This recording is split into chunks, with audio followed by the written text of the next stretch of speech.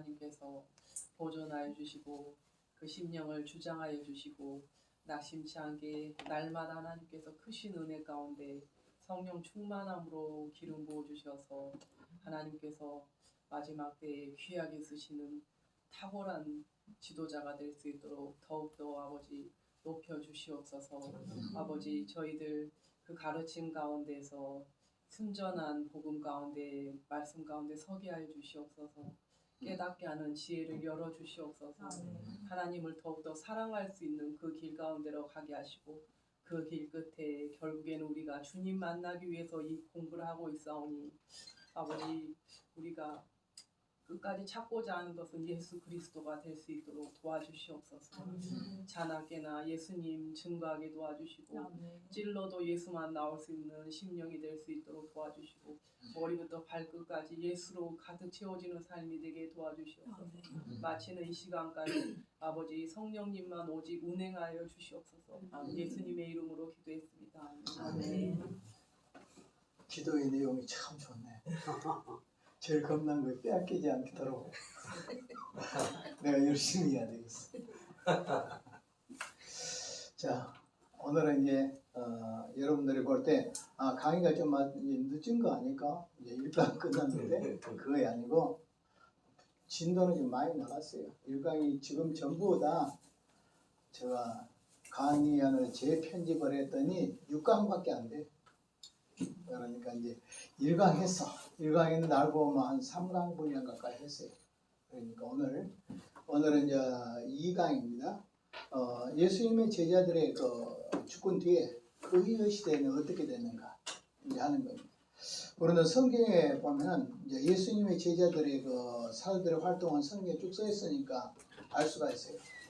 그런데 예수님의 제자들이 죽고 난 뒤에 교회가 어떻게 됐을까 하는 것은 성경으로 통해 알 수가 없고 교회사를 통해서 알 수가 있습니다. 그리고 그 당시에 문헌들이 많이 있어요. 이렇게 사도들이 어떻게 활동을 했고 하는 것들이 많이 있습니다. 특별히 이제 예수님의 제자들의 그 제자들에서 제자들 이들은 이제 속사도라고 합니다. 속사도 한번 따라합시다. 속사도. 네, 속사도라고 합니다. 네, 오늘 여러분하고 이제 함께 살펴볼 부분은 제2강에서 사도 시대, 즉 100년에서 313년 어간을 한번 살펴보도록 하겠습니다. 이때 시기는 이제 사도들이 죽고 그 다음에 이제 세월이 한 4세기쯤 지나서는 콘스탄티 대제가 기독교인들한테 신앙의 자유를 줍니다. 그 자유가 바로 밀란 칙령입니다. 313년입니다. 그래서 이제 신앙의 자유를 줬는데 이때 이제 신앙의 자유를 잘못하면 로마가 기독교 나라가 됐구나 그렇게 생각하는데 안 그래요. 이 무릎은 바로 뭐냐면 로마의 여러 종교 중에 하나로 허락을 한 거예요. 신앙의 자유를 허락한 것이지 로마가 기독교를 국교로 믿는 건 아니에요. 로마가 기독교를 국교로 믿는 것은 이보다 시간이 한 50 몇 년쯤 지나서 380년이 돼가지고 380년 때 데오도시우스 황제가 있을 때 그때 이제 로마 제국의 국교가 기독교가 되는 겁니다. 그렇지? 오늘 여기에서는 바로 밀란 칙령으로 통해서 신앙의 자유를 박해에서 얼마나 무려 한 250년에서 300년 동안 박해를 받다가 신앙의 자유를 얻는 그런 내용입니다. 그래서 이제 오늘 여기서 보면 이때를 향해서 사도 이후 시대, 때로는 니케아 이전 시대 이렇게 말하고 있습니다. 이때는 박해를 많이 하고 또 박해를 하다 보니까 순교를 많이 했습니다. 이때 그 순교의 시대라고 할 수 있는데 이때를 향하여 네로 황제로부터 시작해서 250년간 박해를 받습니다. 이건 아주 처참한 박해죠. 그리고 이때 이들의 생활들은 주로 어디냐면 무덤에서 지하 무덤, 카타콤에서 이렇게 견디고 또 순교하고 살았습니다. 전번에 살펴본 대로 네로 황제는 기독교인들을 죽여가지고 그 기독교인들을 시신에다가 콜타를 묻혀가지고 거리에서 그 기독교인들의 시신에 불을 질러서 모닥불을 피워가지고 마치 가로등으로 쓴 것처럼 시신이 막 로마 시에서 그냥 거리에서 불태움을 당하면서 기독교인들이 처참한 순교와 그런 고통을 당했습니다. 이때 이제 순교자들이 나오는데 바로 ig나디우스, 그래서 여기다 이그나티우스 이렇게도 말하고 ig나티우스 말하는데 안디옥의 감독 ig나티우스, 그 다음에 서머나의 감독은 이 사람은 사도 요한의 제자예요. 사도 요한의 제자니까 속사도죠. 폴리갑. 이 폴리갑은 86세 순교를 86세. 그 박해자들이 말하기를 당신은 나이가 많은데 어떻게 순교를 하겠냐고. 그러니까 우리가 웬만하면 봐줄 테니까 그냥 예수만 부인한다고 부인하고 돌아가라. 그러면 살려주겠다. 라고 했을 때 이 폴리갑이 유명한 말을 했는데 무슨 말을 했냐 그러면 86년 동안 나를 한 번도 부인하지 않으신 예수님을 내가 어떻게 부인하겠느냐. 예수님이 나를 부인하지 않는데 내가 어떻게 부인하냐고. 우리 예수님은 나의 일생에서 86년 동안 나를 부인하지 않았다. 그런데 내가 어떻게 부인하겠느냐. 이런 말을 하게 됐습니다. 결국 이분도 순교를 했습니다. 그 다음에 유스티누스 또 그 다음에 키프리안이라는 사람도 이때 카르타고의 사람인데 이분이 교회론으로 유명합니다. 여러 가지 책들이 많이 써요. 제가 키프리안의 부분은 연구를 좀 많이 했었는데 참 유명한 말을 이분이 하셨어요. 그 말이 무슨 말이냐면 교회를 어머니라는 거예요. 뭐라고요? 교회를 어머니. 키프리안이 말하기를 뭐라고 말하냐면 교회를 어머니라고 하지 않는 사람은 하나님을 아버지라고 할 수 없다. 여기까지 했어요. 그래서 이 키프리안은 특별히 교회는 우리 어머니와 같다. 왜냐하면 우리는 교회 안에서 예수님을 믿고 교회 안에서 자라나다가 교회 안에서 죽지 않아요. 그러니까 교회는 어머니다. 이렇게 말하고 있습니다. 이런 이 키프리안의 이야기는 나중에 교부 어거스틴에 가서도 이 이야기가 또 나와요. 어거스틴의 교회론에 가면 교회는 어머니다. 교회를 어머니라고 하지 않는 사람은 하나님을 아버지라고 할 수 없다. 이 이야기를 하죠. 그 다음에 이제 종교개혁 때 칼빈의 기독교 강요에 보면 이 이야기가 또 나와요. 우리는 잘못하면 칼빈이 말했다. 그렇게 한 거 아니라 알고 보면 어거스틴이 말한 것도 아니고 키프리안이라는 교부가 말한 것입니다. 그래서 하나님은 어머니라는 사상, 하나님의 어머니라고 하지 않으면 예수님은 교회를 어머니라고 하지 않으면 하나님을 아버지라고 할 수 없다. 이런 말을 한 사람입니다. 그 다음에 이때는 이제 카톨릭이라는 말이 나오죠. 우리가 카톨릭이라는 말을 많이 쓰죠. 원래는 가톨릭이에요. 보통 우리가 발음에서 카톨릭 이렇게 말하는데 이 카톨릭이라는 것은 뭐냐면 보편적, 우주적 이런 뜻이에요. 그러니까 어떤 면에서 카톨릭이라는 말은 바른 거예요. 우리가 카톨릭이라는 말이 잘못된 말이 아니라 오늘 우리가 추구하는 교회의 이상이에요. 이건. 왜냐하면 교회는 하나밖에, 이 우주에 교회는 하나밖에 없거든요. 우리가 지역으로는 뭐 여기 무슨 교회 있고 교파도 장로교, 감리교, 선교교 뭐 있지만 알고 보면 세계 모든 교회는 이단이 아닌 이상 다 하나예요. 하나. 이것이 바로 우주적 교회.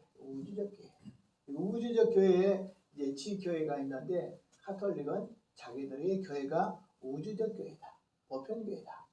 라고 했기 때문에 어떤 면에서 카톨릭이라는 말은 이단이 아니에요. 그 말은 좋은 말입니다. 그러면서 오늘 여기 카톨릭이라는 공동, 보편 이런 의미를 지니는데 이 박해를 승리하기 위해서 교회들이 단결했죠. 그래서 초대교회에서 엄청난 박해를 받았는데 이들이 바로 카톨릭입니다.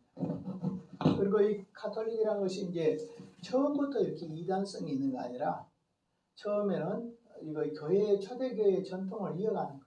초대교회 전통을 쭉 이어가는데 이제 뒷부분에 나옵니다만은 복음을 전해서 교회가 기독교가 전 세계적으로 쭉 퍼지면서 이제 로마 제국 안에서 로마 시를 중심으로 해진 것이 바로 오늘 지금 현재 천주교란 말이에요. 이 천주교도 로마시를 이제 로마 제국이 둘로 나눠져요. 동로마, 서로마 나눠지거든요. 그때가 395년이에요. 395년 때 데오도시스 황제가 죽으면서 나라를 둘로 나눠서 큰 아들, 작은 아들 이렇게 해서 동로마, 서로마 이렇게 나눠줬어요. 그런데 이제 이때부터 이제 그것으로 인해서 교회가 둘로 쪼개져요. 쪼개졌는데 하나는 뭐냐면 동쪽은 동로마 교회, 서쪽은 서로마 교회 이렇게 됩니다. 동쪽 로마 교회는 어디냐 그러면 지금 정교회입니다. 여러분들 그 러시아나 그리스나 이런 데 보면은 신부들 막 수염 기르고 이런 신부들 있잖아요. 있잖아요. 그래도 신부, 수녀 이런 말을 쓰지만 그쪽에 동쪽 교회들을 향하여 AD 1054년도에 갈라져 교회가 1054년도에 둘로 딱 쪼개져. 그 지역이 동로마 행정적으로도 동로마, 서로마 잘라져 있어요. 그러니까 동쪽으로는 동로마, 서쪽으로는 서로마인데 서로마는 오늘 천주교고, 그 다음에 동로마 교회는 바로 정교회다. 이렇게 생각하면 됩니다. 그리고 이 두 사이는 굉장히 사이가 안 좋게 됐죠. 안 좋게 된 이유가 여러 가지 이유가 있습니다. 그 중에서 가장 큰 이유가 십자군 전쟁 때예요. 십자군 전쟁 때 그때 서방 로마, 동로마가 회교도로부터 엄청나게 공격을 받으니까 우리를 좀 보호해주라 이렇게 했거든요. 처음에 보호의 의미에서 또 회교도를 막아낸다라는 그 성지 회복이라는 탈환이라는 의미에서 십자군 전쟁이 일어나요. 그런데 십자군 전쟁이 일어나서 그들을 도운 게 아니라 도리어 그쪽에 동로마 제국의 황제의 아들인가? 그 아들이 이렇게 나와서 이 십자군 전쟁의 군인들을 향해서 군대들을 이끌고 만약에 동로마를 치면 내가 너희들한테 금과 은으로 보석으로 보상해 주겠다. 이렇게 했어요. 그래가지고 원래 베네치아에서 모여가지고 안디옥 쪽으로 와서 치러 가려는데 사람 조금밖에 안 모였어. 그러니까 예를 들어 말하면 아르바이트 한탕 뛰는 거죠. 그쪽 안 가 돈이 모자라니까 이쪽에 치면 그 돈을 줄 테니까 그것을 가지고 배를 타고 건너가서 해교도와 싸우자. 그래가지고 돈 받고 치러 가는 것이 뭐로 들어가냐면 동로마로 쳤어요. 동로마로 쳐버렸으니까 얼마나 잔인하게 쳐버렸냐 그러면 해교도보다 더 잔인한 인간들이 너희들이 했다. 서로 예수 믿는다 그러면서 교회가 교회를 쳐버린 거잖아요. 서방노예가 천주교가 동로마 교회를 쳐버렸으니까. 그래가지고 아주 처참하게 피를 흘리고 수녀들을 겁탈하고 교회를 완전히 난도질을 하고 보석을 다 빼앗고 사람들을 죽이고 이런 일을 했단 말이에요. 그것 때문에 서방로마하고 동로마하고는 원수가 되어버렸어요. 그래가지고 합할 수가 없어요. 합할 수가. 쭉 나가다 언제 이것이 이제 화해가 되냐라면 최근에 1962년 그러니까 바오로 2세 알죠? 지금 교황 이전 바오로 2세 때 제2 바티칸 회의를 했었죠. 그때 1962년에서 65년 사이에 3년 동안 했는데 그때 화해를 했어요. 한 1000년이 넘도록 이렇게 막 왕숙이 되어 있는 상태에서 화해했어요. 그 전에만 해도 막 서로 잡아 죽이고 있어요. 서로 개정해. 막 이쪽에서 동로마 지역에 하고 이쪽에 전쟁을 하면 서로 기독교잖아요. 기독교인데 죽여. 요 신부들도 끌어다 죽여. 동로마 교정해. 죽여. 동로마 신부들 그쪽에 끌려가면 너 교정이 그러면 죽여. 이렇게 원수지간으로 살다가 이것이 한 천몇 년이 지나서 천몇백 년이 지나서 이제 화해를 했죠. 그것이 1962년에서 65년 사이에 제2차 로마 바티칸 회의에서 이것을 화해했어요. 자, 그래서 이때는 이제 카톨릭이 있었다. 그리고 이때는 박해에서 승리하기 위해서 교회들이 단결했다. 그렇죠. 박해를 받으면 사람들이 어떻게 되는 줄 아세요? 똘똘 도뭉쳐요. 그렇죠? 박해가 필요해요? 필요하잖아요. 필요하죠. 그래서 교부 터틀리아는 이렇게 말했습니다. 교회는 뭐냐? 순교의 교회, 순교의 그 씨앗이 교회다. 순교의 씨앗이 교회다. 또 어떤 사람들은 그걸 좀 의역을 해가지고 뭐라고 하면 교회는 순교의 바위 틈에서 핀 꽃과 같다. 뭐라고요? 순교의 바위 틈에서 핀 꽃이 교회다. 그러니까 교회가 있는 곳에는 필연적으로 바퀴가 있어요, 없어요? 바퀴가 있습니다. 지금도 그렇습니다. 지금도 바퀴가 뭐 이만저만하면 멀리 갈 필요도 없이 북한만 딱 가면 그 강제 수용소가 갇혀 있는 사람들 한 20만 대인데요. 20만 대인데 그 중에서 한 60%에서 70%가 예수 믿는 사람이에요. 예수 믿는 사람이 지금도 그 강제 수용소에 갇혀서 감옥에 갇혀서 지금도 굶주리고 굶고 순교하고 이렇게 죽어가고 있습니다. 멀리 안 가도 그래요. 1년에 평균 순교한 사람들이요, 뭐 아프리카 같은 데도 많이 순교해요. 사람을 산채로 가다가 막 불을 나무에다가 묶어놓고 불을 질러가지고 기름을 뿌려가지고 거기다가 불을 태워가지고 사람 죽여버려요. 산채로 태워주고 이렇게 하는데 지금도 많이 씁니다. 어떤 면에서 우리 그럼 가톨릭 나라에서는 우리 개신교밖에 안 할까요? 사실 개신교의 나라에서는 가톨릭교밖에 안 해요. 천주교밖에 안 합니다. 미국 같은 데서밖에 합니까? 안 하잖아요.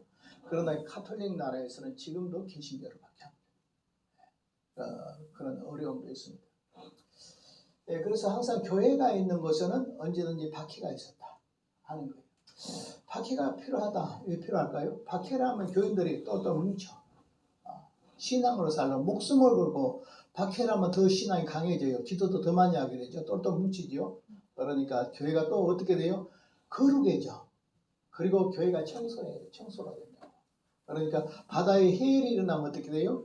바다가 한번 싹 하면 뒤엎어가지고 바다를 깨끗이 정화 작업을 하죠. 그처럼 하나님께서도 교회가 타락할 때 뭘 오냐? 바퀴가 와요. 이 타락한 교회를 바로 세우기 위해서 어떻게 해요? 바퀴가 와요. 바퀴가 오면 다시 교회가 깨끗이 청소되고 다시 교회가 소생하고 편하죠. 그러니까 박해를 원치는 않지만 박해가 있을 수밖에 없다. 하나님의 섭리 가운데 박해가 있다. 박해가 있다. 그러면 섭리 가운데 하나님의 역사는 하지 않을까요? 박해를 받으면 더 많은 하나님의 역사가 일어나고 더 많은 하나님의 도우심이 일어나고 더 많은 기도를 하고 더 많이 매달리고 더 많이 거룩해지고 그러다 보면 하나님의 성령의 역사는 더 뜨거운데 박해를 이겨요, 못 이겨요? 나라들마다 다 박해 있잖아요. 박해 다 이기고 나왔어요. 예, 우리도 옛날에 처음 예수 믿으려면 박해 받아야 안 받아요. 막 집안에서 박해, 이웃의 박해 엄청나게 받잖아요. 그래도 박해로 통해서 교회가 더 성장하게 된다. 그래서 박해란 것은 누구는 원치 않겠지만 도리어 우리는 박해를 통해서 교회가 거룩해지고 더 청결해지고 더 응집력이 생긴다. 그래서 초대교회는 더 박해를 받을수록 교회가 더 강해졌어요. 더 모이고 더 강해지고 더 뜨거워지고. 예, 존 번연의 철로 역정에 보면 이런 이야기가 나오거든요. 무슨 이야기냐면 번역에 보니까 어떤 사람이 불에다가 물을 붓고 있는 거예요. 불이 꺼지잖아요. 근데 물을 아무리 부어도 불이 안 꺼져. 그래 뒤에 가봤더니 뒤에 누가 기름을 들고 붓고 있는 거예요. 이것이 바로 박해 모습입니다. 마귀는 박해로 또는 유혹으로 또 편안함으로 말미암아 교회랑 불씨를 꺼버리게 복음의 불씨를 끌려고 하지만은 안 꺼져. 왜 안 꺼져? 아무리 마귀가 끌려고 해도 안 꺼져. 왜냐하면 마귀보다 더 강하신 하나님께서 성령의 기름을 붓고 있기 때문에 박해만 있는 것이 아니라 성령의 기름 부으심이 박해로 통해서 더 많이 나타나기 때문에 오히려 박해를 통해서 교회가 더 부흥하고 우리 신앙도 더 잘하게 된다. 실제적으로도 지금도 그렇습니다. 오히려 신앙적으로 편안한 나라 타락하지 않는 나라 있는 거 보세요. 다 타락했어요. 전부 다. 영국 다 타락했어요. 독일 다 타락했어요. 스위스 같은 나라 다 타락했어요. 뉴질랜드나 호주나 그리고 미국이나 캐나다나 이 기독교 나라들이 다 타락해서 다 무너지잖아요. 전부 다 편안하니까 인본주의로 가고 자유주의로 돼가지고 다 교회가 다 문을 닫고 난리잖아요. 유럽 전부 1년에 뭐 몇백 개씩 문 닫고 지금 난리잖아요. 우리도 지금 박해가 없으니까, 우리나라 박해가 없으니까 교회가 타락해. 그 대형화 교회가 되고, 교회가 기업화되고, 그러면서 사람들이 교회가 하나의 권세가 되고, 교권이 막 아주 강해지고, 그리고 세상 사람들하고 똑같이 손잡고 세상 사람들처럼 교회가 돼버려요. 타락해. 그런데 하나님이 박해 국가가 필요해요. 왜냐하면 박해 국가는 신앙의 오염을 막아줘. 그리고 신앙을 깨끗하게 만들어. 그래서 오히려 박해 국가로 통해서 신앙이 더 조절된다 하는 사실들을 우리가 깨달을 수 있겠습니다. 자, 또 이때는 어떻게 가톨릭이라는 이 개념이 생겼다. 초대교회는. 두 번째는 박해에서 승리하기 위해서 교회가 더 단결했다. 세 번째는요, 사도신경이 작성됐습니다. 자, 사도신경을 보면 우리는 어떤 사람들은 이렇게 말하죠. 사도들이 그냥 한마디씩 해가지고 모아놓은 것이 사도신경이다. 그거 아니고요. 사도신경을 왜 초대교회가 만들었냐면 그것이 세례문답이에요. 뭐라고? 세례문답이라니까? 오늘날은 세례를 금방 줍니까? 그렇지 않으면 교회 나온 지, 원래 정식으로 하려면 6개월이 지나면 학습 주고, 그 다음에 6개월이 지나서 다시 세례를 받으니까 교회 나온 지 1년 이상 돼야 세례를 주잖아요. 옛날에는 안 그래. 그날 가서 예수 믿고, 그날 가서 세례 줬는데, 그날 변화돼 버려. 그래, 놀랍죠? 오늘은 많이 지켜봐야 돼. 1년을 지켜봐도 가짜가 많아. 왜냐하면 세례받은 것도 못 믿어. 왜냐하면 세례받을 때까지는 좀 잘한 거 같는데 세례만 받고 나면 요거 또 그 세상 그 안에 안 좋은 것들을 본다. 안 좋은 것들을. 그러니까 오늘 옛날에는 세례를 받으면 변했는데 오늘날은 세례 받아도 안 변한 게 특징이다. 옛날에는 그날 믿자마자 그날 세례 받아도 변한데 요즘은 1년을 기다려가지고 세례를 줘도 안 변한다. 이 말. 사람들. 자. 그래서 사도신경이 어떻게 작성되냐? 제일 먼저 뭐라고요? 세례문답으로 만들어집니다. 즉 하나님은 어떤 분이시지? 그러면 전능하사 천지를 창조하신 하나님이시다. 예수는 어떤 분이야? 이렇게 말하면 뭐예요? 그의 아들 예수 그리스도를 믿사오니 이는 성령으로 잉태하사 그다음 뭐예요? 동정녀 마리아에게 나시고 그다음 뭐예요? 한참 길어. 그다음에 본디오 빌라도에게 고난을 받으시고 그다음 십자가에 못 박혀 죽으시고 또 길이지 또 더 나가지. 죽은 지 4일 만에 부활하시고 그 다음에 장사 지냈다가 부활하시고 그 다음에 하늘에 올라서 그 다음에 승천해가지고 하나님 우편 보좌에 계시다가 다시 내려와서 심판하러 내려오시리라. 길어 안 길어? 왜 그리 길까? 하나님은 그냥 전능하사 천지를 창조하신 하나님 딱 요것밖에 없는데 예수님에 대해서는 성자 하나님에 대해서는 이렇게 길어. 그것은 뭐냐면 초대교회에서 제일 이해가 안 되고 이단들이 무슨 이단이냐면 예수님이 하나님이라고 주장하면 하나도 부인을 안 해요. 예수는 다 하나님이라고 그래. 근데 뭐냐 예수님이 사람이라고 어떻게 하나님이 사람이 되냐? 이거 안 돼. 지금은 이제 거꾸로 됐어. 지금은 뭐냐 예수님이 사람이라고 하면 다 맞 그래 반대할 사람 없어. 근데 예수님이 하나님이시다고 하면 거의 안 믿어져. 왜냐? 그러면 오늘날은 인간의 계몽주의적인 어떤 이성 중심으로 이 세상에 꾸며져 가지고 인간이 생각해 보니까 안 맞아떨어져. 어떻게 하나님이 하나님이 어떻게 사람이 하나님이지? 안 돼. 그래서 이제 그 당시에는 무엇이 안 되냐면 성자 하나님이 어떻게 사람으로 오셨지? 이거에 안 됐기 때문에 이것을 정돈하는 기간도 얼마나 기냐 그러면 칼케톤 회의까지 가요. 451년도 칼케톤 회의가 오는데 451년도까지 그때 가서 비록 이거 지금 정돈돼요. 딱 정돈이 됐어. 사도신경의 근간이 되는 이것이 정돈돼요. 그러면 예수 그리스도를 어떻게 믿는 것일까? 이렇게 말하죠. 따라하세요. 100% 사람, 100% 하나님. 시작. 100% 사람, 100% 하나님. 분리도 혼합도 아니고 연합되고 결합된다. 시작. 분리도 혼합도 아니고 연합되고 결합된다. 이거 이제 예수 그리스도에 대해서 설명해 놓은 거예요. 자, 예수님 어떤 분이라고요? 100% 하나님이시고 100% 사람이신데 이분은 어떻게 분리되거나 혼합되지 아니하시고 연합되고 결합되신다. 이런 칼케톤 그 회의 결정이 나올 때까지가 무려 451년도에 이것이 이루어졌으니까 얼마나 많은 세월 동안 우리가 예수님을 믿는다는 것, 예수님이 하나님이시고 사람이시고 그분은 연합에 있었고 그 다음에 그분은 결합되어 있었다라는 이 예수님을 대하여 믿는데 이렇게 많은 시간이 걸렸어요.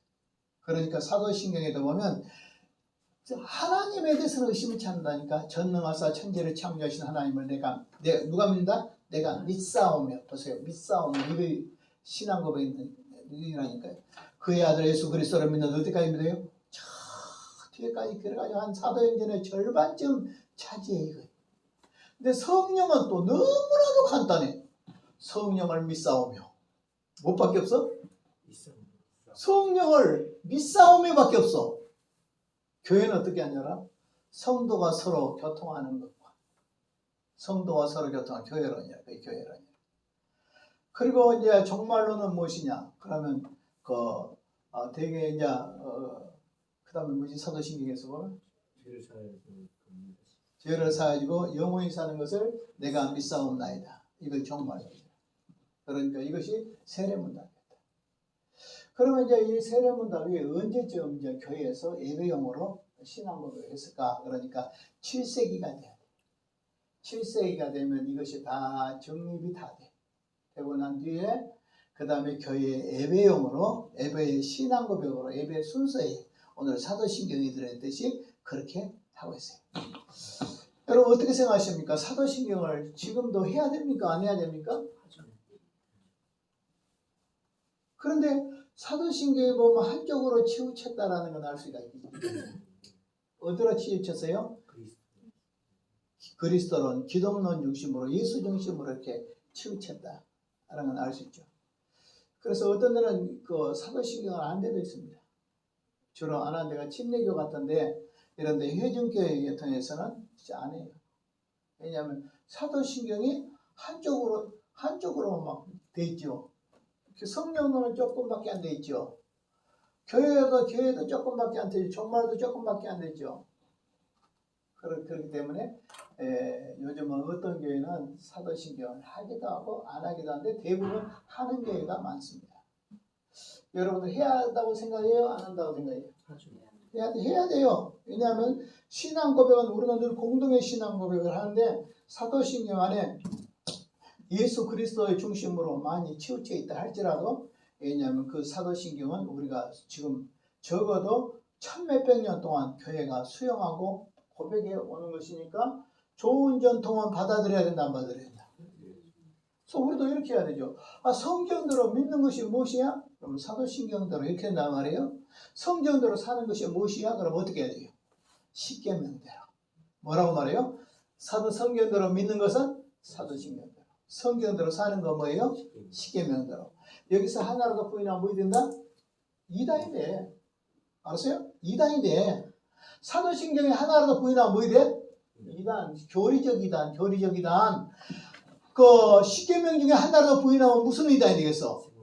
그것은 실천적 이단이 되는 거예요. 실천적, 윤리적 이단이 되는 거예요. 그러니까 두 개 다 중하다, 안 중하다? 중하다.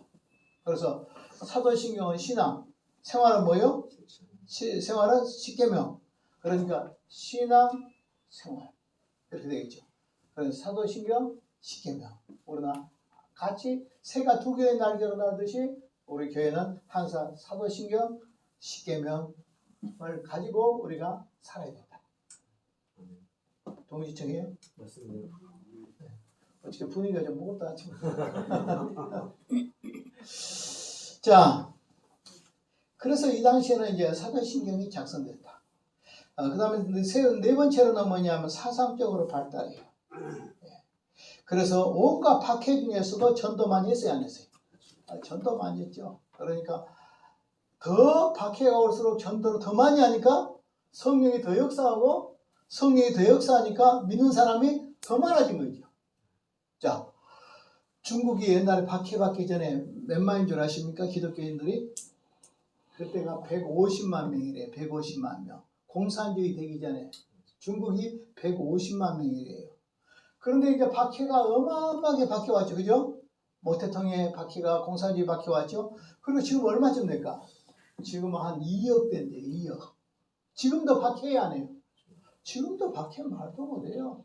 우리 내 아는 전도사님도 예전도사님도 다른 신학교 보면 거기서 오신 분인데 뭐 책 같은 것도 못 가져간대요. 책 같은 거 성경책 가져가고 그러니까 나보고 USB에다가 이렇게 담아서 주라고. 자기가 그거 가지고 한다고. 그래서 내가 책도 쓰고 뭣도 쓰고 한 것들을 다 담아서 이렇게 좀 줬어요. 지금도 공부해요. 지금도 성경도 그 중국에서 나온 성경들은 요즘 공산주의하고 많이 막 믹사돼 가지고 성경에 그 참 모습이 없는 거예요. 그리고 삼자교회들은 지금도 이제 보호를 받아. 삼자교회도 보호받는데 삼자교회도 전부 다 그 예배 드린 거 다 체크해요. 만약에 거기서 잘 체크 않고 그런 찍히면 어떻게 되냐, 교회당 가서 포크레인으로 와서 부숴버려요. 지금도 그래. 지금도 포크레인으로, 얼마 전도 포크레인으로 중국의 교회들 와서 중국 정부의 말을 안 듣는 교회들 이렇게 나오면 가서 포크레인 가지고 때려 부셔버리고 목사도 죽여버린다. 그러니까 오늘 참 얼마나 지금도 박해가 심한가. 지금도 똑같아. 우리 교회도 똑같아. 내가 예수 잘 믿으려고 해봐. 얼른 좋게, 얼른 뚝딱 믿고자 하는 사람들한테 환영받아? 저 광신자들, 이렇지? 노래방 가서 찬송가 불러봐봐. 저 미친 사람들, 이렇지? 교인이 가서 노래방까지 가서 부를 필요는 없겠지만은, 오늘 우리가 이 세상에서도, 교회 안에서도 신앙으로 살려고 할수록 박해 있다 없다? 있어요. 육신적인 그리스도인들한테, 신령한 그리스도인들은 박해를 교회 안에서 박해되어 있어요. 지금도 가서 기도합시다, 막 성경 봅시다, 막 목사님들이 많이 모인 것을 막 그리 보세요. 목사님들 말이야. 교회에서만 해도 그냥 지긋지긋하게 있는데 또 박해까지 나와서 또 성경 보고 또 예배는 간단하게 해드려. 설교도 짧게 그냥 대강 철저해라고. 그거 아니잖아요. 우리가 진짜 하나님의 일을 하다가 피곤하면 육신적으로 쉬어질 수는 있어. 그런데 잘못 개념으로 풀면 성은 육으로 풀고 육은 성으로 푼다 그러면 안 돼. 무슨 말이냐면 육신적인 것으로 하나님의 일을 하다가 스트레스가 쌓이면 그 다음에 육신적으로 풀어야 된다. 그래서 먹어야 돼. 봐야 돼. 즐거워야 돼. 입도 그냥 아주 지나친 농담 막 한라판 농담을 해야 돼. 그래서 풀린 것인가? 그건 아니지.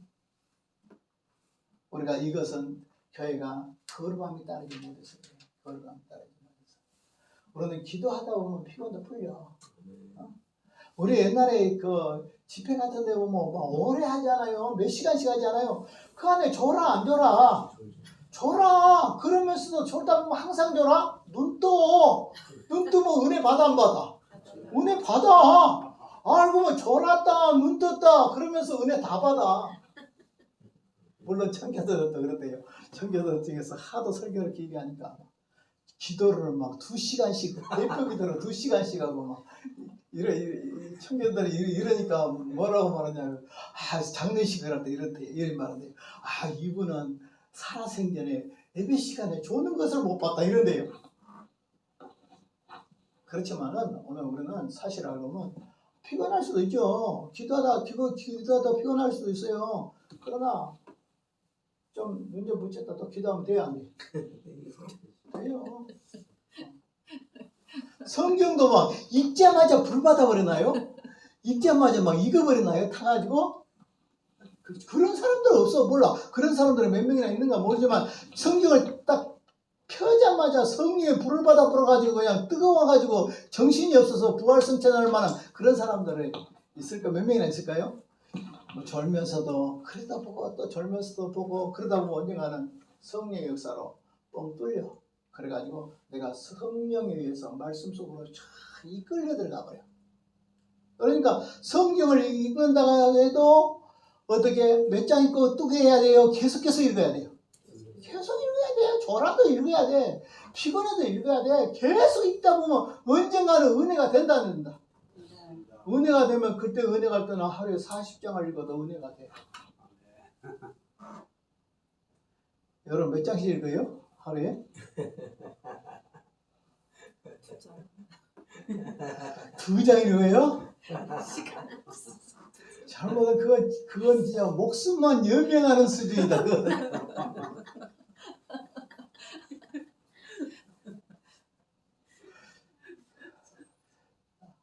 보통 한 20장에서 30장을 읽으세요. 드라마도 50분 딱 보잖아. 그것도 모자라가지고 예고편까지 다 보잖아. 재방송까지 보잖아.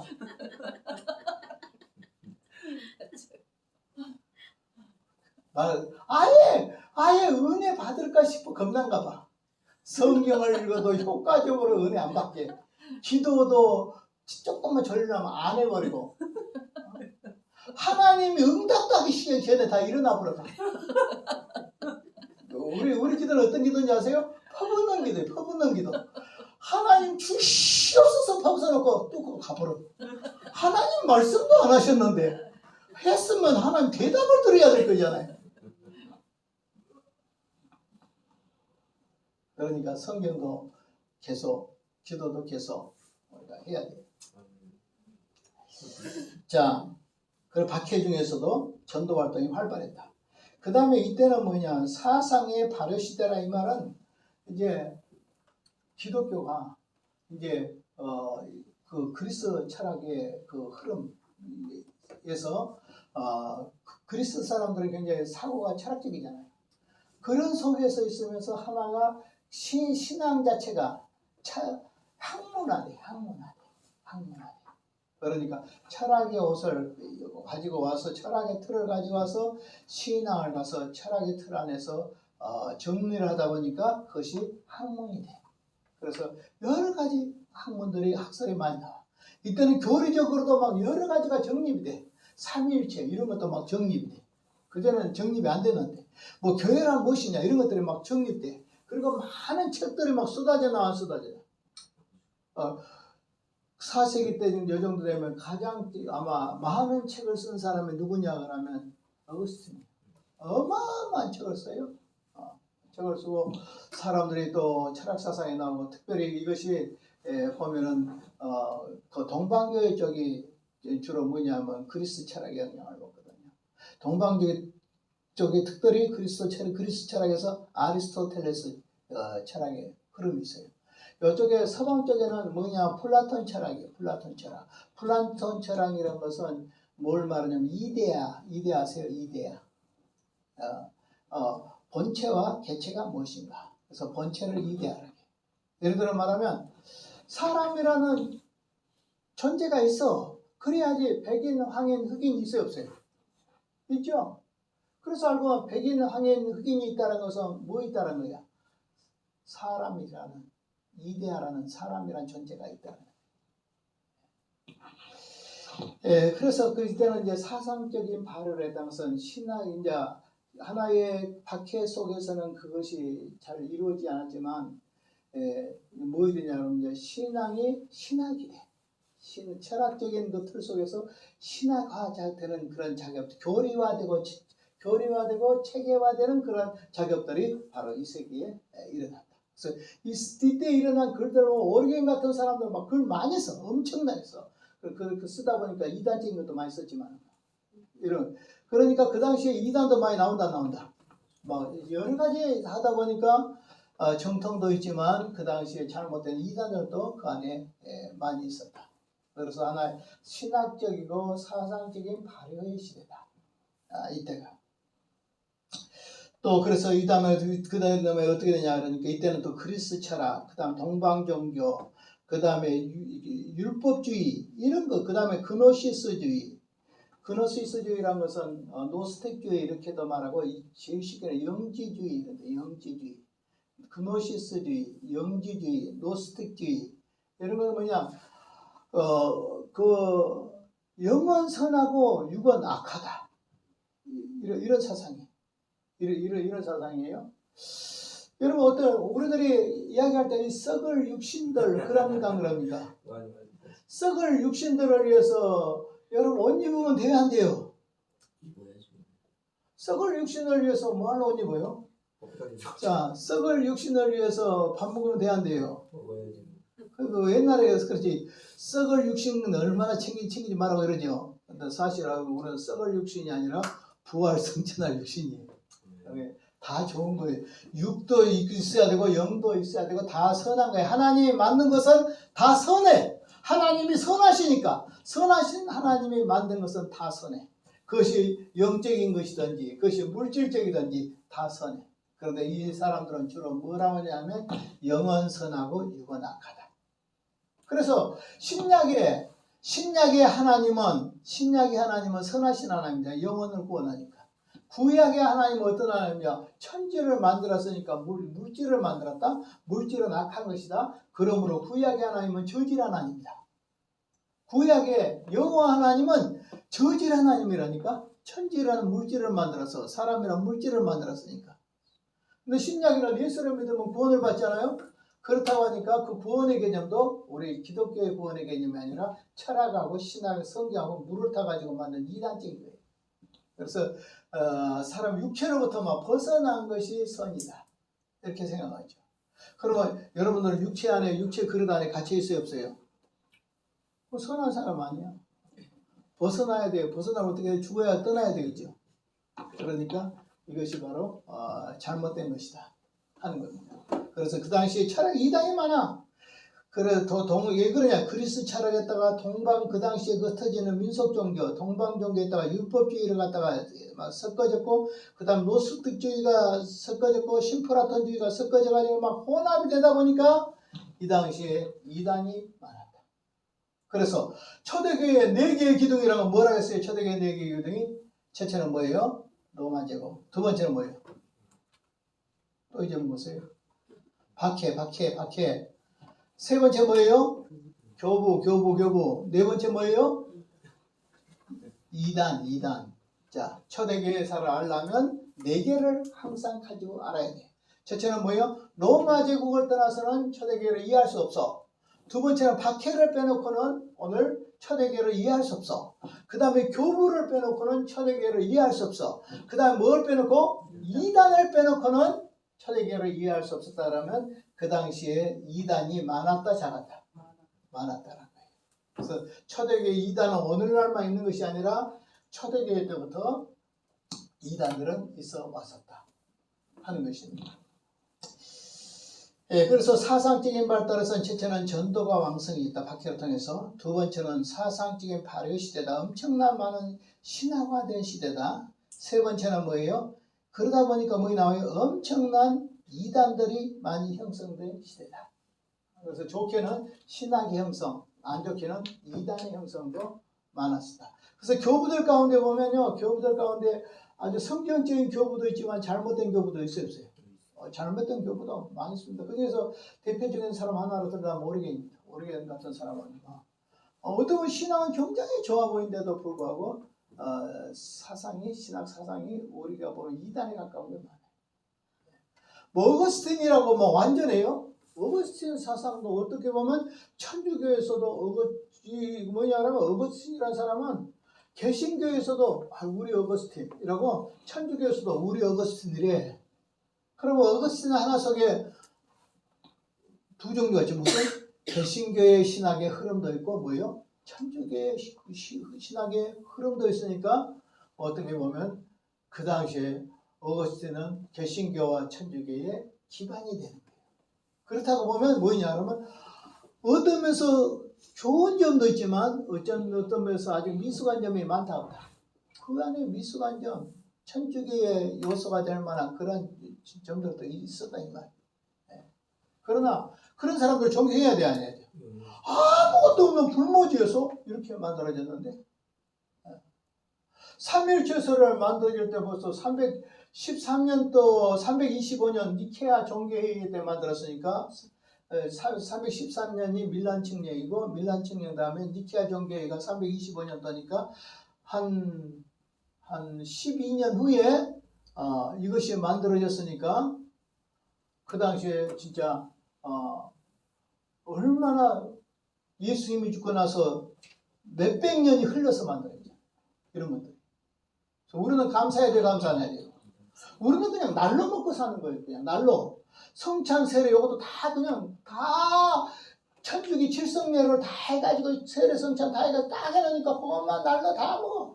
교리 다 만들어져서 그것만 날로 다 먹어. 하나도 고생 안 하고 그냥 먹기만 먹어. 근데 그것도 안 먹으려고 했어요.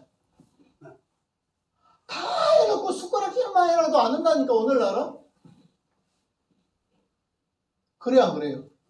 다 이렇게 가르쳐줘. 지금처럼 잘 가르치는 데가 어디가 있는데 옛날에 일제시대 때 신학교에서 이렇게 가르쳐 줬을까요? 서양 선교사들이 미국 선교사들이 와가지고 여러분 성경 이거 질지고 잘 가르쳤을까요? 그 당시에 나이가 27살, 28살 된 아이들이 대학 나와가지고 신학교 가돼가지고 안수받고 와가지고 와서 할 때 뭐 제대로 했을까요? 오직에 했으면 장로교 12신조도 못 만들어가지고 인도 장로교에서 사용하던 거 12신조 만들어가지고 지금까지 써먹고 있는데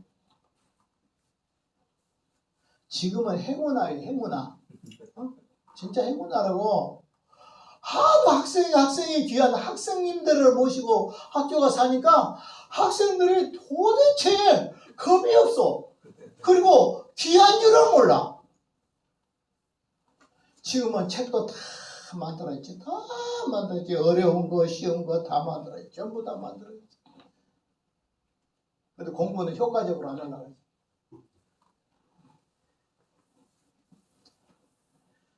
우리가 공부할 때만 해도 한 주간 며칠 공부하는지 아세요? 화, 수, 목, 금, 4일 공부해. 화, 수, 목, 금 4일에. 지금도 해요. 지금도 총신대나 고신대나 합신대나 장신대나 다 그렇게 하고 있어요. 대학원 다 그렇게 하고. 대학은 물론이니까 대학원이 그렇게 하고 있어요. 그러면 우리는 그 사람들보다 머리가 너무 좋은 거예요? 하루만 해도 과분한 거예요. 다 알아버린 거예요. 그렇지 않으면 여러분 천재인 거예요. 그렇지 않으면 전혀 모르는 거예요. 우리가 정신을 바짝 차려가지고 해도 진짜 따라갈 동 말동한 그것인데 그냥 덤덤하게 있으면 어떻게 돼? 여러분들한테 내가 쉽게 가르치라고 쉽게 배운 교회사까지라도 이렇게 내가지고 그렇게 하는데 그것도 좀 보지. 한 번 봤으면 다시는 안 보려고 아예 한 번도 안 봐요.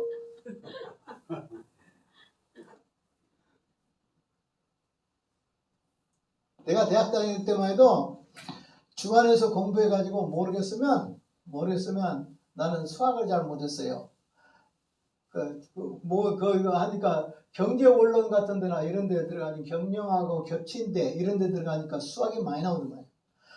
모르겠어. 그러면 어떻게 하냐면 한 줄 아세요? 낮에 배웠지 모르지. 그럼 저녁에 또 가. 야간에 학교에서 또 강의 다시 2번 들어. 그래도 모르겠다. 그러면 공부 잘하는 애들 찾아가면 제일 좋아. 공부 잘하는 애들이 가르치는 게 더 쉬워. 그 아이들한테 또 배워. 그러니까 다음 시험 치면 그래도 A는 나오더라고. 그렇게 치니까 못한 것도 하면 쉬워져. 그래야 그래요. 공부는 할수록 쉽고 안 할수록 어렵다. 시작. 공부는 할수록 쉽고 안 할수록 더 어렵다. 자, 그래서 그 당시에 사상적인 발달했다. 하나는 박해중에서 전도가 왕성해지고 그 다음에 신학사상이 활발하게 일어나고 그 다음에 많은 이단자들이 함께 일어났다. 자, 그 다음에 이제 기독교의 그 전파입니다. 2장에서 기독교를 전파할 때 기독교를 보통 이제 4개 교구 이렇게 생각해서 밑에 참고표 되어 있는 거 있죠. 그죠? 그래서 4개 교구 첫째 뭐예요? 예루살렘. 두 번째 뭐예요? 안디옥. 세 번째 알렉산드리아. 네 번째 로마. 다섯 번째 콘스탄티노폴. 기독교가 이제 로마 제국 안에 퍼지면서 이렇게 이제 그 지중해 연안으로 해서 쭉 이렇게 퍼지고 그 다음에 퍼지니까 그것을 5으로 쪼개면 이렇게 돼. 예루살렘, 안디옥, 알렉산드리아, 로마, 콘스탄티노플 이렇게. 그래서 5대 교구 이렇게 생각할 수 있죠. 그러나 오늘 여기에서는 뭐라고 말하냐면 7군데로 쪼갰어요. 기독교 확장기 중심지, 첫째 예루살렘, 유대 각지로. 복음이 어디서부터 전했죠? 자, 성령이 어디에 임했죠? 마가 요한의 다락방에 임했죠. 예루살렘에. 그러니까 사도행전 1장 8절 오직 성령이 너희에게 임하시면 시작. 오직 너희에게 성령이 임하시면 너희가 뭘 받고? 권능을 받고. 그 다음에 어디를 향해서? 예루살렘과 그 다음 어디에요? 온 유대와 그 다음에 사마리아와 땅 끝까지 이르러 내 증인 되리라. 예. 그러니까 오늘 제일 먼저 세워진 교회는 기독교에서 우리 개신교회 우리 기독교의 신교회 신약에서 제일 먼저 세워진 교회는 어디예요? 예루살렘 교회. 예루살렘에서부터 쭉 전파되었다. 성령이 예루살렘 마가 요한의 가락방에 임했다. 곧 기독교의 발원지가 어디다? 예루살렘 교회다. 이렇게 생각할 수 있습니다. 그 다음 어디에요? 안디옥 교회. 안디옥 교회라는 것은 나중에 예루살렘에서 성령 받은 사람들이 전도 나가서 박해를 통해서 전도를 나가서 퍼져나가면서 박해를 피해서 퍼져나가면서 전도하다가 이방 교회의 모체교회가 돼요. 안디옥 교회예요. 그러니까 우리 상식적으로 알았거든.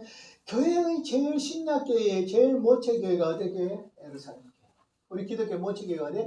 예루살렘. 그럼 이방 교회의 모체교회는 어디? 이방 교회. 안디옥 교회. 그럼 우리 장로교회 모체교회는 어디가 될까요?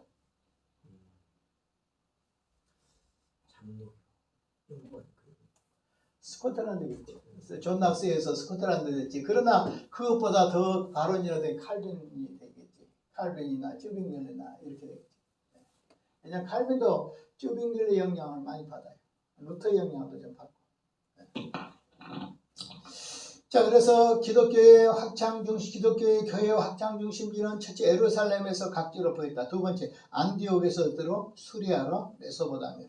에베소에서 어떻게? 소아시아로. 그 다음에 빌리보에서 데살로니가에서 마게도냐 지역으로. 그 다음에 알렉산드리아에 전해지고. 그 다음에 알렉산드리아에게 신학이 성립되었다 써있죠. 신학교가 설립되었다. 그 다음에 고린도와 아덴의 헬라 지방에, 그 다음에 로마의 여러 지방에. 그래서 기독교 확장 중심지를 여기서는 몇 가지로 보냐? 7가지로 보냐? 7지역으로. 첫째는 뭐예요? 예루살렘. 두 번째 안디옥. 세 번째 에베소. 네 번째 빌리보. 다섯 번째 알렉산드리아. 여섯 번째 고린도와 아덴. 일곱 번째 로마. 그렇지만은 이것을 다시 이제 5대 교구로 초대교회를 몇 개의 교구? 5대 교구. 이건 항상 읽고 있어요. 5대 교구는. 첫째는 무슨 교구? 예루살렘 교구. 두 번째는 뭐예요? 안디옥 교구. 세 번째 뭐예요? 알렉산드리아. 네 번째 뭐예요? 콘스탄티노플. 다섯 번째 뭐예요? 로마. 그러면 오늘 이 중에서 가장 내가 최고다 하는 지역이 있어. 최고다. 이런 지역에서 이 네 5개의 교구 중에서 우리 교구가 오늘 우리 장로교단님 말하기를 장자교단 하듯이 최고의 교회의 전통의 수익권을 가지고 있는 머리를 가지고 머리가 되는 사람들이 있는데 그 사람들이 무엇이냐라면 교황의 전통을 이어가는 사람들. 그러니까 어디겠어요? 로마지구. 로마 교회가 가장 머리다. 그런데 로마 교회가 머리다는 말은 4세기에 보면 아까 키프리안 이야기했죠. 키프리안도 보면 로마 교회의 수익권이 나와. 벌써 그 당시에 교구들 중에서 다 대주교들이 그 교구들의 제일 높은 사람들이 주교들 그 대주교들 있잖아요. 그 감독들인데 감독들 중에서 최고의 감독은 누구냐? 그러니까 다른 사람이 좀 그렇게 만든 게 아니라 로마의 사람들이 말하기를 다른 사람이 아니냐 인정하는데 자기가 최고다 자기가. 그래가지고 나온 것이 로마 교황이고 천주교예요. 원래부터 그 집안은 내가 최고다는 집안이에요. 그 집안. 뭐 안디옥 아니야. 뭐 콘스탄티노플 아니야. 그 다음에 저기 알렉산드리아 아니야. 예루살렘 아니야. 최고는 우리 로마다. 그냥 로마 제국 안에 로마가니까 행정적으로 보면 그 당시에 사람들도 가장 많이 모였을 것 같고 높은 사람도 많이 있겠어요, 없겠어요? 초대기에. 그럼 그 돈도 많겠어요, 안 많겠어요? 만약에 교회가 이렇게 있다 합시다. 자, 여기 충청도교회, 전라도교회, 경상도교회, 또 강원도교회, 제주도교회 딱 있는데 어느 교회가 가장 힘이 있겠어요? 서울교회. 그렇지. 그거도 똑같아. 그러니까 그 당시에 초대교회에 이러한 교구들이 있었지만 자기들이 모든 행정인과 모든 최고의 권한을 가지고 감독 중에 감독 이렇게 대주교 중에 최고의 대주교 그 사람이 그대 이름이 누구냐? 그러니까 교황. 처음에 교황 이런 말이 안 나왔어. 처음에 감독 중에 최고 감독 이렇게 올라가서 조금씩 끌어가지고 우리가 최고야 이렇게 했는데 동로마교가 또 갈라졌잖아. 갈라지니까 동쪽이 최고야, 서쪽이 최고야. 또 싸웠어요. 노마도 두 쪽이 나니까 동로마 쪽에서는 우리가 최고야. 서방로는 우리가 최고야. 그러다 이제 그래 최고권을 좀 인정해줄게. 우리 좀 도와줘. 그랬더니 요것들이 도와준 게 아니라 돌려 쳐버려가지고 십자군자님. 그렇게 너는 제일 나쁜 놈이야 이렇게 하면서. 자, 교회가 교회 도와야 돼요, 안 도와야 돼요? 근데 교회가 교회 쳐버리면 돼요, 안 돼요? 오늘도 진정한 그 교회가 교회를 도울까요?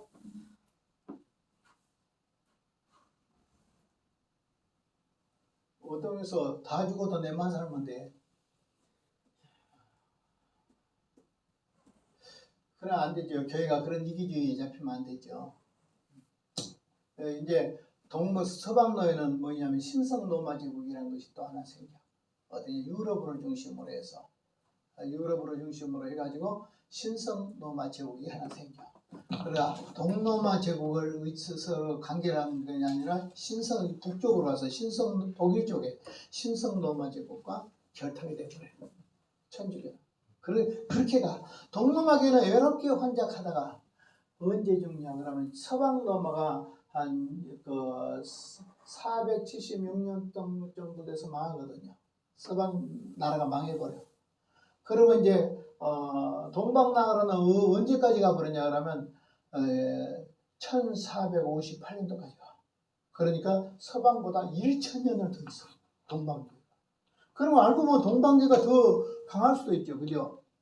그러나 교회가 어떻게 되냐면 서방 쪽이 그 정치적인 지도자들이 이제 사라져버리니까 정치적인 지도자의 일은 누가 하냐? 교황이에요.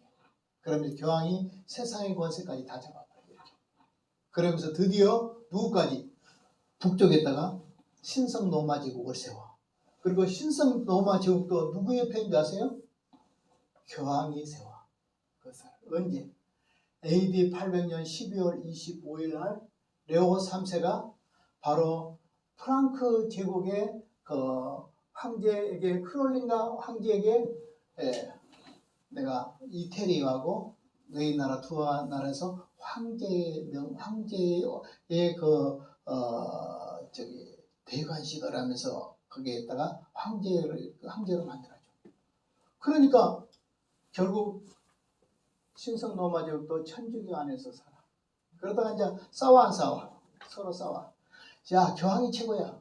황제가 최고야. 이렇게 매 싸우다가 결국은 요 신성 로마 제국도 언제까지 간 줄 아세요? 1806년 정도 가요. 그래요. 나폴레옹 알죠? 나폴레옹이 나와서 설칠 때까지 신성 로마 제국이라는 거 있었어요. 그러나 지금은 없어져 버렸어요. 없어져 버렸고 그렇지만 그 사람들이 카톨릭하고 같이 함께 가는 세력들이었어요. 유럽 북쪽으로 향하여 이렇게 만들어진 신성 로마 제국이라는 것이 있었어요. 자, 그 다음 이제 이 당시에 이제 성장과 성과죠. 초대교회가 이렇게 사도들이 죽고 난 뒤에 이제 교부들이 속사도들이 이끌어가면서 기독교는 계속 이제 확장을 해 나갔어요. 그래서 로마 예루살렘 쪽에 교구가 형성되고 안디옥 쪽에 에베소 쪽에 쭉 이렇게 교회들이 쭉 형성되면서 크게 5가지로 예루살렘, 안디옥, 알렉산드리아, 로마, 콘스탄티노플 이렇게 5가지 교구들이 세워졌어요. 이럴 때 교회는 엄청나게 성장을 했어요. 박해에 의해 성장을 했습니다. 첫째, 성령의 역사가 많이 일어나요. 성령의 역사가. 우리는 흔히 생각할 때 은사 중지론자들은 사도시대 이후에는 성령의 그 외적인 은사들이 없다. 이렇게 말을 많이 해요. 왜 그러냐 그러니까 성경을 기록하기 위해서 그 은사들이 필요한 것이지 성경을 기록한 이후에는 그런 은사들이 필요 없다. 그래서 예를 들어 말하면 방언이라든지 예언이라든지 뭐 병 고치는 은사라든지 이런 은사들은 실제적으로는 사도시대로 끝났고 그 다음에 이제 뭐라고 말하냐면 그 이후에는 성령의 내적인 은사들은 있어. 그러니까 믿음의 은사나 지식의 은사나 지혜의 은사나 영분별의 은사나 이런 은사들은 있지만은 외적인 은사들 방언이라든지 예언이라든지 병 고치는 은사라든지 방언의 통역이라든지 이런 은사를 부인하는 사람들이죠. 이제 이런 사람들은 보통 보수주의자들의 교회들일수록 이거에 강해요. 그래서 이제 칼빈 같은 경우에도 제너바 요리 문답에 보면 방언은 사탄의 말이다 이렇게 써 있어요. 거기 써 있어요. 거기 써 있는 거 봤어요. 읽었어요. 근데 그렇게 된 이유가 뭐냐라면 그 당시에는 이단들이 방언을 만들었어요. 그리고 또 이단들이 생기면서 자꾸만 은사적인 은사나 이런 것으로 교회를 혼란시킨 사람들이 주로 이단들이 많이 그랬어요. 그러니까 초대교회에도 이단들이 있었어요. 이단들 안에 방언하고 예언하고 이런 일들이 막 많이 일어났어요. 그러니까 이것을 도리어 정통교회에서는 이제 근절하면서 그것이 없어졌어요. 내가 볼 때는 아마 사도시대 성경을 기록하고 없어졌다는 것보다 제가 최근에 책들을 쭉 보니까 5세기 때까지 그런 일이 있더라고요. 그러니까 방언도 물론 있었고 그 다음에 예언도 있었고 그 다음에 여러 가지 외적인 은사들이 그때도 많이 일어났었어요.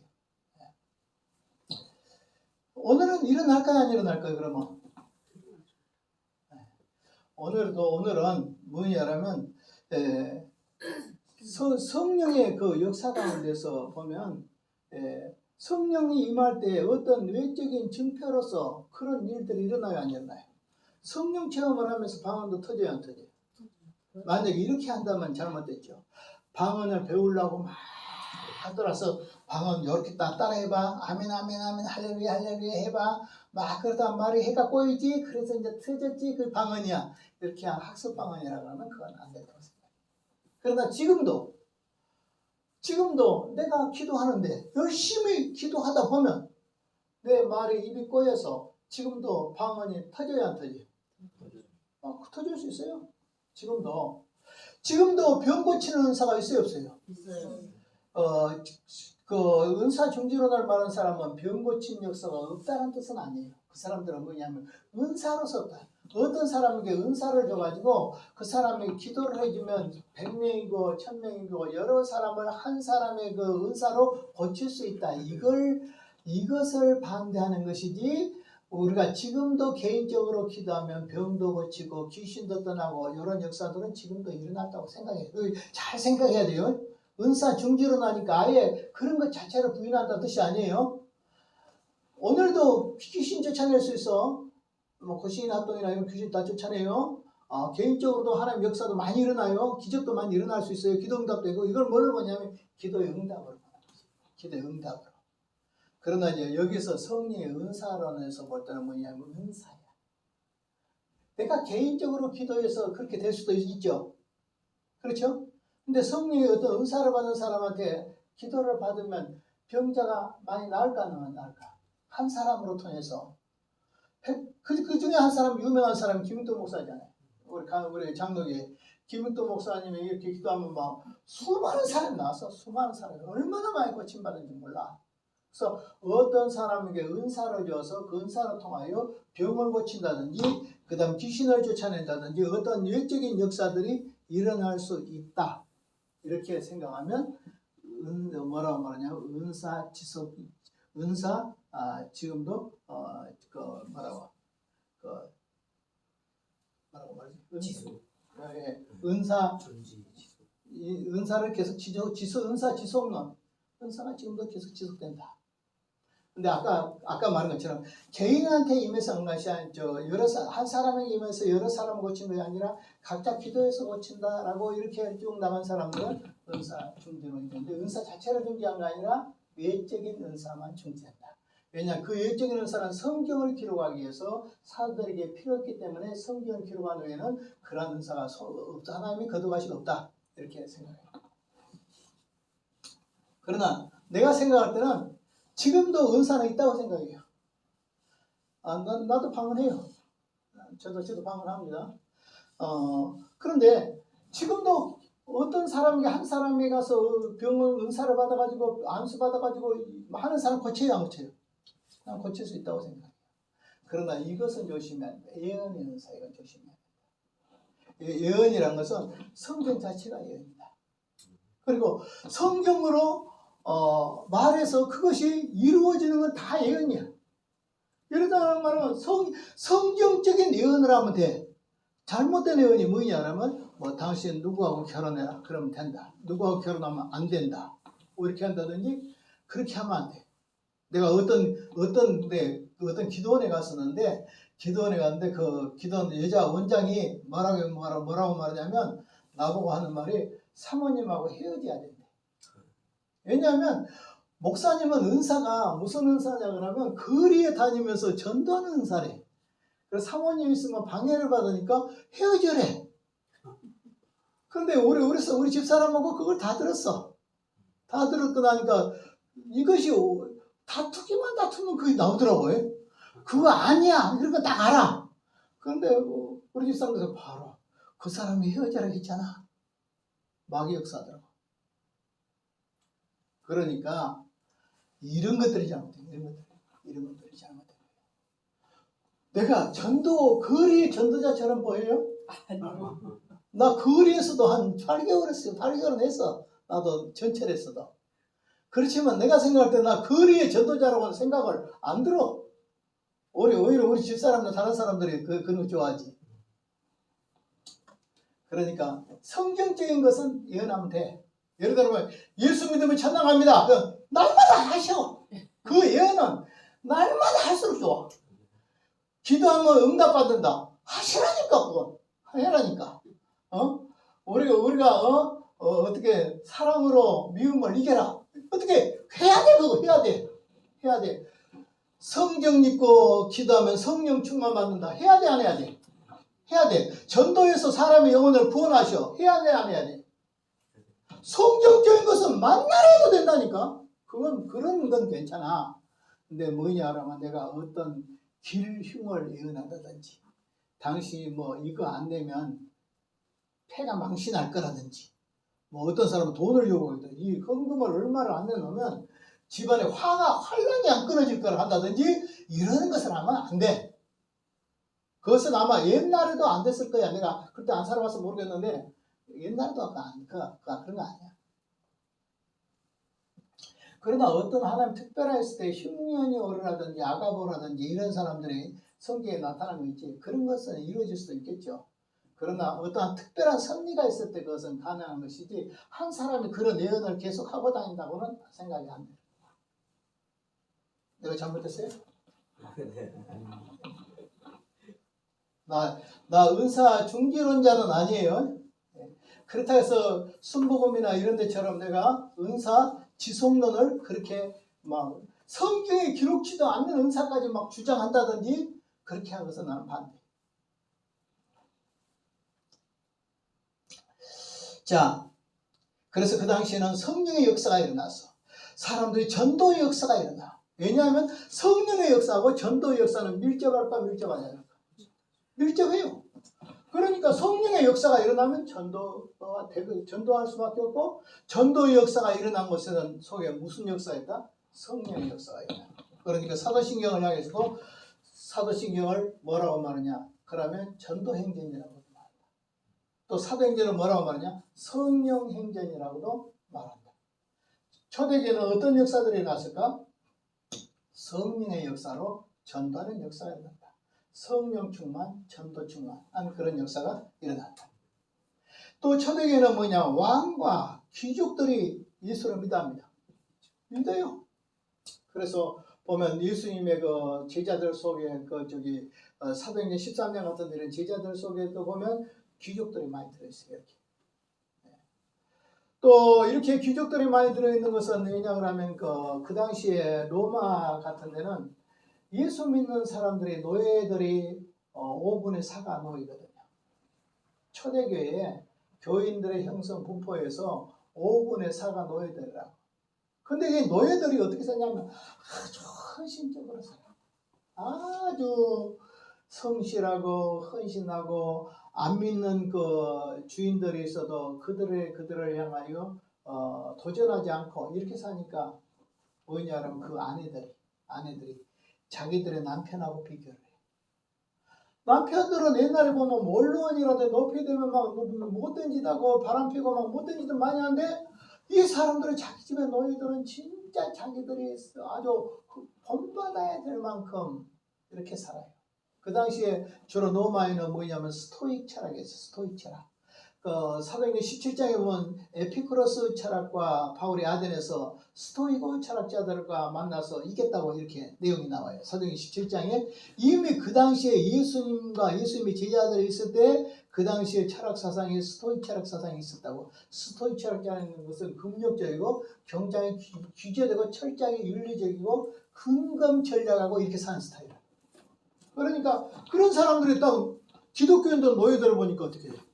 너무나 헌신적이고 진짜 다른 사람을 사랑하고 이웃을 아끼고 그렇게 하는 것을 보니까 오히려 자기들이 본받을 만한 대상이 되죠. 자기 아내들이 예수를 믿어. 귀족들의 아내들이 예수를 믿어. 그리고 자기 남편들한테도 전도 안 할까 안 할까? 해. 그리고 나라가 위기가 되면 편지를 써가지고 황제한테 진정을 해서 받게 때 보호를 받기도 하죠. 그러니까 변증서들 같은 거 이런 것들도 많이 나오기도 하죠. 그래서 이제 이런 것들이 바라볼 때 귀족들이 많이 믿게 됐다. 오늘날도 성령의 역사가 일어나면 귀족들이 뭐라고 말하냐 공산주의 나라 같은 데도 보면 공산 관료들 중에서도 예수 믿는 역사들이 일어난다. 중국 같은 데서도 보면 옛날에 파키스탄 같은 데도 보면 뭐 장관이 교회 예수 믿고 그랬어요. 그런데 출근하다가 총 맞아 죽었지. 그 장관이 그때 42살 먹은 장관인가 있었는데 그 장관이 장가를 못 간대. 왜냐하면 내가 죽으면 가족들이 어떻게 되냐. 그러니까 가족들이 형성하면 테러 대상이 되고 그러니까 자기 혼자 예수 믿고 살다가 그때 이야기 들어보니까 출근하다가 총 맞아가지고 죽었다고. 이렇게 했어요. 오늘 또 성령의 역사는 아래만 역사한 것이 아니라 위에도 역사한다는 거. 다 역사해요. 자, 그 당시에는 또 어떻게 했을까요? 가난한 사람들을 향해서 구제하는데 어떻게 합니까? 구제하는데 어떻게 하냐고 구제하냐 그러면 그 성경에 보면 필요에 따라 나누어 있다. 필요에 따라. 우리는 구제를 할 때 어떻게 구제를 할까요? 습관적으로 사람들에게 구제에 습관화되면 안 되겠죠.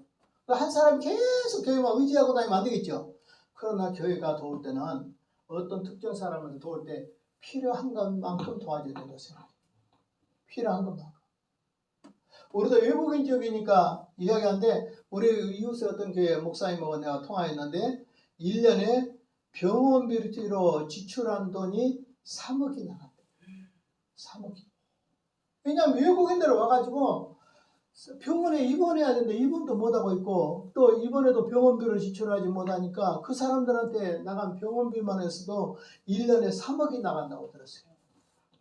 자, 오늘날도 구제가 필요할까? 구제가 필요하지 않을까? 오늘날도 내가 생각할 때 오늘날은 살기 좋은 세대야. 그래서 구제가 필요 없어. 구제할 필요 없어. 나는 아니라고 생각해요.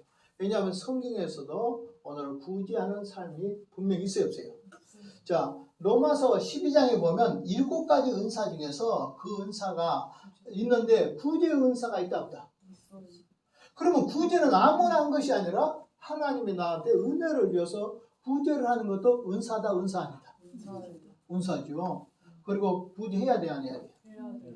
어려운 사람 많아요. 지금도 잘 먹고 잘 사는 사람들만 있는 것이 아니라 사업이 가지고 쫄딱 많이 가지고 곧 죽어간 사람들도 있고 죽음의 자리에서 헤맨 사람들도 있고 어려운 이웃들을 찾아보면 많아. 근데 지금은 아주 힘들어. 이거예요. 왜 힘드냐 그러면 구제도 지금은 교회에서 못해. 왜냐하면 동사무소에 가면 동사무소에서 교회로 그쪽 동사무소로 다 내락해. 그러면 동사무소에 있어서 나눠줘 버려. 그러면 교회는 싹 빠져버려. 예수 없는 구제를 해. 우리가 구제한 것은 복음을 전해서 예수를 믿게 하기 위해서 구제를 했는데 지금은 구제도 할 수가 없게 됐다니까. 왜냐하면 예수 일자가 들어가면 구제를 안 잡아줘. 다 국가에서 다 해버려. 지자체에서 다 해버려. 그러니까 교회가 교회 역할을 못해. 지금은 더 구제도 마음대로 못해. 그럼 나는 외국인들 보면 우리도 외국인들을 보면 막 쫓겨나게 되는 사람들이 있어요. 그 겨울에 막 됐는데 주인이 이제 나가 월세를 못 내면 나가라게. 나가려면 길바닥에 나가야 되는데 어디로 나가? 그렇게 한 사람도 있어요. 그래서 우리가 가서 우리가 어렵지만은 그 사람들 해요. 해서 이렇게 도와주면 그건 도와주면 감사하고 믿음 생활을 잘해야 되는데 더 한 두 서너 나와도 안 나오고 말도 되게 안 들어. 냅둬 뿌리자니 너무나도 불쌍하고 그냥 또 하려고 그러면 속이 상하고 그래. 사람들의 변이 그걸 이용하고 그래. 그러니까 그러나 우리는 구제는 해야 된다 안 해야 된다. 이렇게 옛날처럼은 못하지만 우리가 어떤 특정 교회 안에 나는 특별히 교회 안에서 어려운 사람들 우리가 안다 모른다. 알잖아요. 그런 사람들 우리가 도울 수 있다 없다. 돕는다. 그래서 여러 가지로 아무리 잘 살고 살기 좋은 시대가 된다 해도 구제를 해야 돼. 예. 나는 그 회교도들이 구제 잘해요. 회교도들이 2% 우리는 11조를 드렸는데 그 사람들은 2%를 드려요. 2%가 뭐냐면 구제입니다. 그것으로 구제를 해서 우리 외국인 다닌데 보면 아예 그 구제해서 건물도 있어요. 집도 다 살았어. 그러면 나중에 저 갈 데가 없으면 있잖아요. 하나 돈 없고 갈 데가 없으면 거기 가서 있을 수 있어. 우리 교회에서도 어떤 좀 불쌍하고 어려운 사람이 있었는데 결국 그곳에 가 있었어요. 이제 있을 데가 없으니까. 그래가지고 거기서 자살해 버렸어. 죽어버렸어. 그래서 참 내가 마음이 안타까운 일이 있는데 어떤 면에서 우리는 이렇게 돕는다 해도 한계 상황이 와. 또 그 사람에게 필요할 만큼 도우려고 하면 또 어느 정도는 줘야 되는데 그렇게 못 줘. 교회가 재정이 그렇게 안 돌아가는 것이 많아. 그러나 성경의 원리로 보면 나는 도와야 되면 그 사람한테 힘이 될 만큼 한 번을 도와도 그 사람에게 힘이 될 만큼 나는 도와야 된다고 생각해. 그런데 이런 것이 초대교회는 잘 됐었다. 그래서 어떤 면에서 공산주의 개념의 사상도 성경에서 나온 거예요. 성경에서 나왔어요. 성경에서 보면 자기 것을 내 가지고 공유화 시켰어요, 안 시켰어요? 밭을 팔아서 공유화 시키고 함께 나눴죠, 그죠? 자, 공산주의 사상도 어떻게 하는 거예요? 공유화한 거잖아요. 모든 걸 공유하는 거죠. 그러나 성경은 어떻게 해요? 공유화만 해요. 자기 사유재산도 인정돼요. 사유재산도 인정되면서 공유화하는 개념이 있어요. 근데 공산주의자들은 어떻게 해요? 자기 사유재산을 망가뜨려 버리고 공유화만 시키니까 이것이 문제고 또 다 공유한 것이 아니라 그 안에 부정부패가 가득 깔려가지고 이렇게 하니까 문제인 거죠. 초대교회에서는 이렇게 구제도 많이 했다. 그 다음에 봉사도 많이 했고 그 다음에 박해 속에서도 인내했다. 초대교회가 이렇게 박해 속에서 인내할 수 있는 것은 뭐냐면 천년왕국 사상이다. 이것이 이 박해가 끝나면 주님이 재림할 거야. 이런 것이 그들이 강했기 때문에 천년왕국 사상이 상당히 영향이 있다. 그 다음에 인격적으로 도덕적으로 그들은 고결했다. 이렇게 볼 수가 있습니다. 자, 10분 쉬었다 할까요? 예.